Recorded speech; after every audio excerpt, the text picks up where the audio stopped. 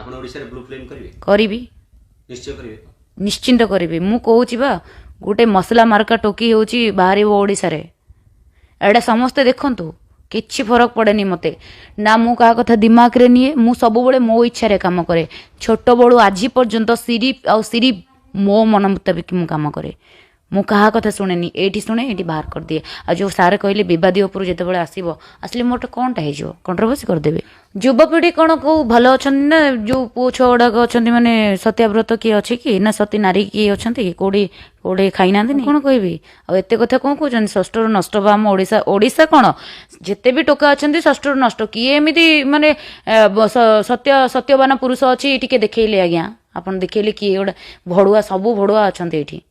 ଆଉ ଯଦି ମୁଁ ଦେଖେଇଦେଲି କ'ଣଟା ହେଇଗଲା, କ'ଣଟା ଛୋ ହେଇଗଲା, କିଏ କ'ଣ ଭଲ କି? କିଏ ବା ଘର ଭିତରେ କେଉଁ ଟୋକାକୁ ଧରିକି ବସିଥିବ, କି କାହାର ସ୍ୱାମୀ ନଥିବ, କିଏ କେଉଁଠି ଟୋକା ନେଇକି ଘରେ ଶୋଇଥିବ। ସେଇ ଟାଇପ୍ର କଣ୍ଟେଣ୍ଟ ବର୍ତ୍ତମାନ ଓଡ଼ିଶାରେ ଚାଲିଛି।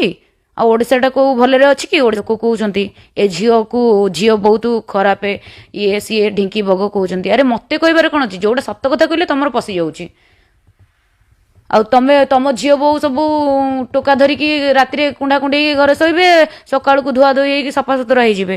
ଆଉ ଯଦି ମୁଁ ଖୋଲାମ ଖୋଲା କହିଦେଲି ସେଇଟା ହେଉଛି ନିଶା, ହେଉଛି ଖରାପ କହିଲା, ଏ ଝିଅ ଜାତି ପାଇଁ କଳଙ୍କ। କିଏ କଳଙ୍କ? ମୁଁ କଳଙ୍କ?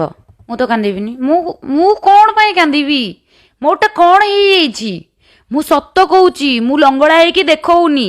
ଆଉ ମୋ ବଡି ଦେଖଉଛି, ମୁଁ ଯେତିକି ଦେଖେଇବା କଥା ସେତିକି ଦେଖଉଛି। ଲୋକମାନଙ୍କୁ ଯେ ହିଟ୍ କରୁଛି ଏଇଥିପାଇଁ କି ଯେ ମୋର ଯେତେ ଜଣ ଭିଉଅର୍ସ ଅଛନ୍ତି, ଯେତେ ଜଣ ଅଛନ୍ତି ଦୁନିଆରେ, ଯେଉଁମାନେ କହୁଛନ୍ତି ନାଇଁ ଆମେ ସତ୍ୟବାନ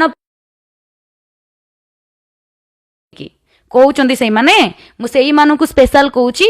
ତମେ ଜମା ବାହା ହବନି, ତମେ ଜମା ଛୁଆ ପାଇଦା କରିବନି, ନା ତମେ ଜମା ଚତୁର୍ଥ ରାତିରେ ତମ ମାଇକିନା ପାଖକୁ ଯିବନି। ତମେ ତ ବହୁତ ମହାନ ପୁରୁଷ ଗୁଡ଼ାକ, ଆଉ ତମେ ହବ ଫକୀରମୋହନ ସେନାପତି।